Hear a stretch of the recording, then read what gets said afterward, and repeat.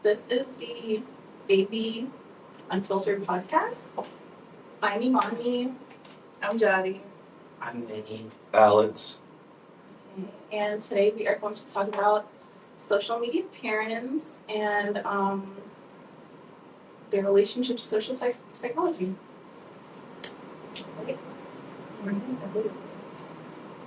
So, something we're going to talk about is, I think, the parasocial relationships that the public have, or internet users have with social media parents. So someone that I thought of was Ballerina Farms or Penn Newman. She was a Juilliard student, a ballerina. She got married, started having kids, and started living what people describe as the trad life, which is just traditional wives. I saw that, and people made a big deal about that because she's Mormon too. Did Yes, you see that? yes. Yeah. So her and her husband are very much Mormon. Side eye. We don't judge. And the public has this idea of her as she's like a woman being oppressed. She gave up all of her hopes and dreams for a man and to have kids with him.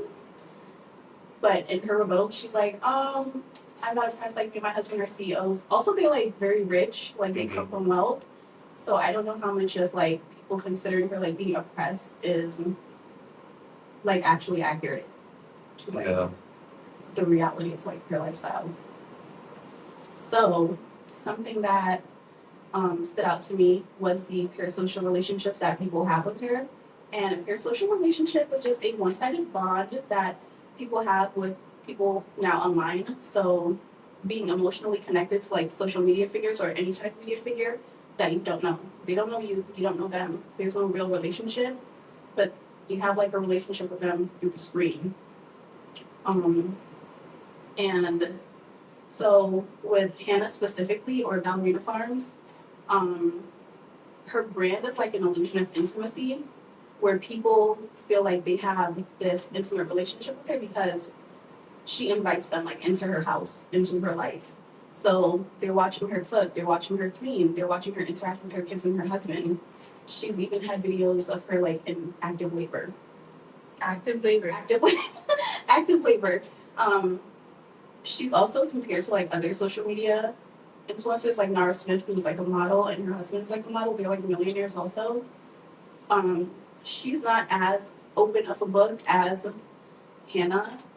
So, yeah, but Hannah kind of puts it all out there for social media. It's probably not all, but puts it all out there, and people will make comments her kids are growing up so fast, or she inspired me to be a better mom, or I don't like her lifestyle. This is unattainable. And so it's a false sense of connection. And yeah, that's Hannah, that's Ballerina Farms. So I tied into that social comparison theory, which is a way that we evaluate ourselves, by comparing ourselves to other people. So I had a question when I was looking at Ballerina Farm.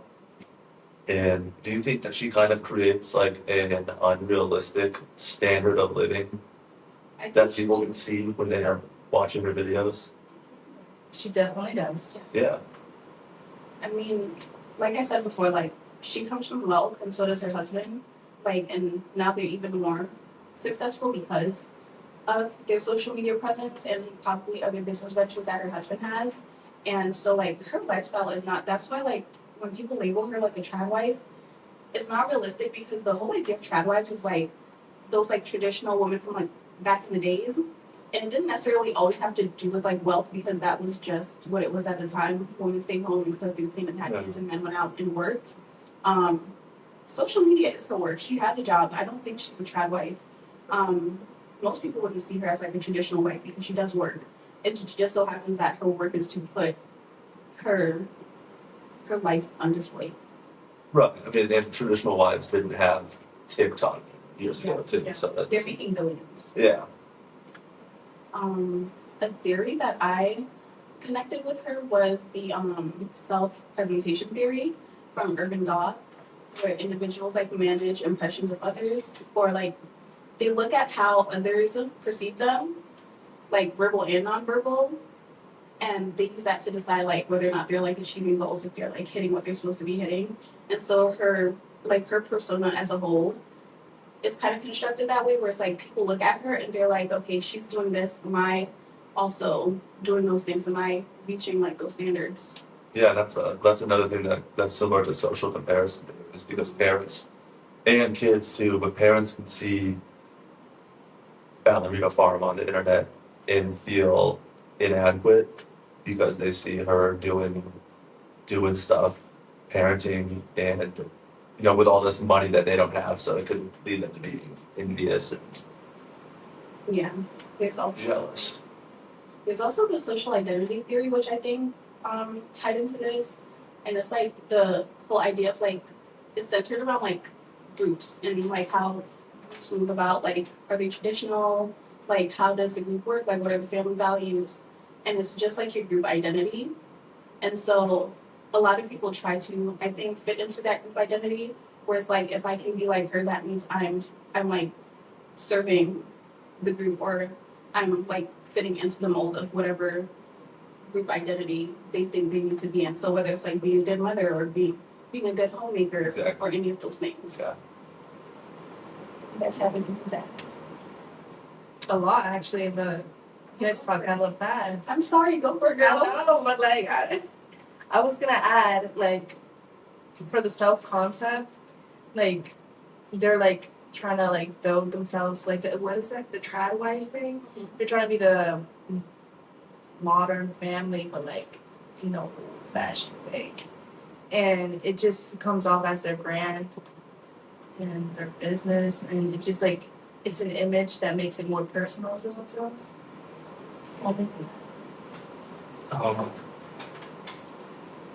I thought that could tie into the social self versus the true self, because anyone posting online, they're posting like their public outer self, which might be like different from their actual private inner offline self. Definitely. Yeah. I think like the whole idea of like your social relationships, for the most part, I think it's bad because like I don't think it's ever good to like compare yourself to other people in that way, especially people that you just don't know. It's kind of like a double-edged sword where it's like it has this good, Yeah, it can be good or bad. like some people are inspired by her, like, oh, like I'm gonna pick up cooking more, like, Yeah. or maybe cook something that she Planting. does is cooking from Farming. scratch. Yeah.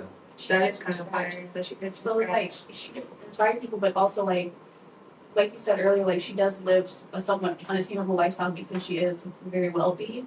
So you have parents that can't meet those standards because they do not have the financial benefits that she does. With resources to build a whole farm. Yeah, or build a ballerina barn, Yeah. a ballet barn. No, you said something about how like people look up to her, right? Yeah. And, like that's like ties into like the self perception theory that when you record yourself, like living the version of your life that you think is what you are, you start to act like that version of yourself in real life on camera. That's good. Yeah. Yeah.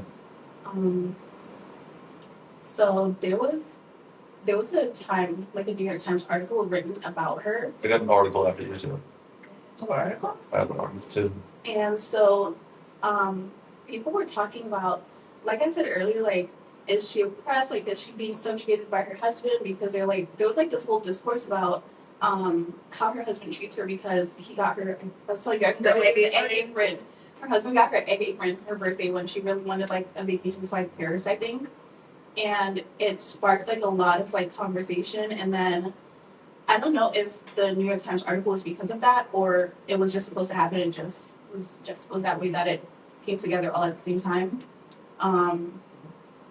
But she responded to the article and all the things people say about her, about like her lifestyle and whether or not she's being like oppressed. And she's telling everyone like, hey, like I'm not oppressed, like I'm not an oppressed woman, like my husband and I are like co-CEOs, like we're co-parents, like we do everything together, like I don't fit the trad life narrative at all. Mm-hmm. And so like I thought about like all the psychology points that she hit because it was a really good rebuttal and it was very like proper and PR and something that stood out to me was like the attribution. I think we talked about this in class yesterday, like the fundamental attribution bias first, and like situational bias and like dispositional, and the process of just like explaining to others, like explaining your behaviors to other people, and them trying to figure out like, oh, like, is this because like of how she grew up? Is this what she's going through? Like, is her husband making her do this, or is this like how she really thinks? And critics could say like her lifestyle could be either or, like it could be like situational, and people are not seeing her like for who she fully is, like you said, like it's online. And on the other hand, people can say like, oh, like this was just how she is, like she's predisposed to be like this. She's this PR person, her life is proper and like perfect because that's just who she is as a person. And it was just very interesting, and her like debunking all of those things and shifting it from like this is who she is to you guys are the one that are putting like all of these different things on me, and they don't like frame who I am accurately. I think that was very interesting. Like it was a good rebuttal to a lot of criticism that she had, like saying like, hey, you guys are framing me this way. These are all things that are outside of me that you guys are seeing because you don't know me, and like it's through a screen. And like shifting it from people thinking like this is her life to you guys are putting these things on me. I think the attribution, like the theory of attribution, was perfect. I'm like using steam. No. No, you're good. I have I was gonna say something I'm sorry about self-serving beliefs that you were saying that about like the PR and everything. I was gonna say they like credit their hard work and like success to like their love, but they like blame the media for their failures. And it's like a defense mechanism to keep their self-esteem and like remain like in control of their like brand. Going back to the journal article I found, it was about how people, specifically like other mothers, like younger mothers who are on TikTok that are watching her, are becoming more stressed because this is going back to what I was talking about earlier about how they're not feeling adequate enough or whatnot. And it was, oh, crap. Wrong one. It's a social comparison on Instagram among millennial mothers. The relationship between envy and parental stress. It shows that mothers who frequently compare themselves to mommy influencers may experience both positive and negative effects, like the double-edged sword that you were talking about, depending on the envy type. While social comparison was positively associated with both benign and malicious envy, the relationships between these two forms of envy and parenting empathy differed. Yeah. Yeah. Oh, thank you. I feel like that could tie into the fact that self is relational, because any parents like viewing online parents, they may judge themselves on how they're doing as a parent based on the online parents that they see.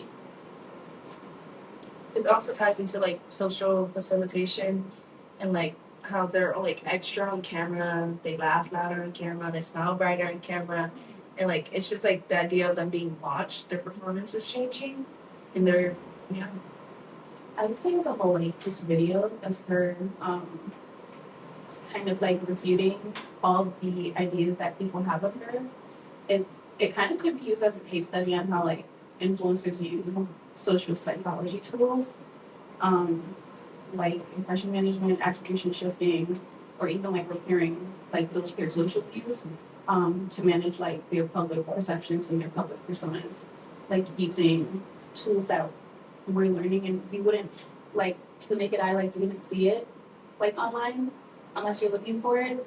And now that we are like looking deeper into it, you're like, oh, like she's using these tools that we're learning and she knows how to use them because she's actively using them to like frame her narrative and to kind of tell you who she is and who she isn't. Mm.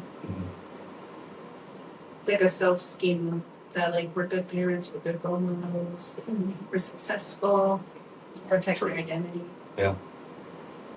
Just to wrap up, Hannah, Ballerina Farms, this is just an example of like an authentic life, inauthentic, how influencers portray who they are, and the psychological tools that we can use to kind of they can use to help themselves along the way as they like, encroach upon their social media endeavors. And I think under the umbrella of like families and parents and social media, we can also talk about the not so good, maybe the toxic families and social media and influencing. So I found this study by Baker et al. Done in 2025. And basically they reviewed 180 videos on TikTok for what they called psychological maltreatment behaviors. So the number one behavior that they saw, they called exploiting and corrupting, which they saw in 52.2% of the videos. And they explained it as encouraging the child to develop inappropriate behaviors. And some specific things that they saw were parents encouraging their young children to swear, and also allowing or urging their children to engage in violence, such as like hitting and fighting. Yeah. I thought that could tie into the false consensus, which is when doing something undesirable or unfavorable, people overestimate the extent to which others engage in those behaviors. So I think the parents posting like that stuff online, they could overestimate like how many people are gonna like agree with what they did, or like say that it's fine.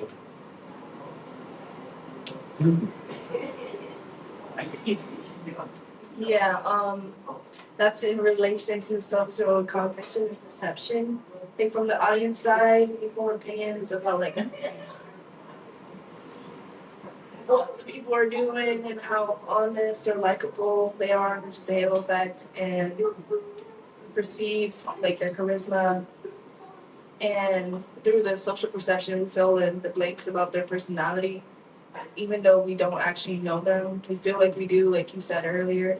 And that's how parasocial relationships are created. Anything else to add? I would just, another family, because you were talking about like families and how like toxic behaviors or like, I guess like bad behaviors are kind of like promoted because it helps to build that social media notoriety, because a lot of people deny it, but people love toxicity. They love that. And they eat it up every time. Literally, and the worse it is, the more they're inclined. It's like looking at a car crash, like you want to look away, but you can't. Yeah. It's When the interesting. cops are passing by. Yeah, no, literally. Yeah. And a family that I've seen on TikTok that's like, they're like a big example is like the Brazilian Jenkins. It's like a mom, a dad, and they have like a couple kids. And they also have like an outside child, a stepchild. And they live in a 1-bedroom apartment. I don't know if they still do. Back when I found out about them, they did. Then I blocked them because I was like, ew. They live in a 1-bedroom apartment. The parents have the 1 bedroom, and the kids are sleeping in the living room and in the kitchen next to furniture and what do you call those things? Appliances, wet appliances. And people watch this, so they keep posting. They post their dirty house. They post their kids sleeping next to a door that opens to the outside world. But because people watch it so much, like you said, like the more people watch it, it's like something that festers. The more they watch it, the more they post, even though like it's terrible. That is true. Yeah.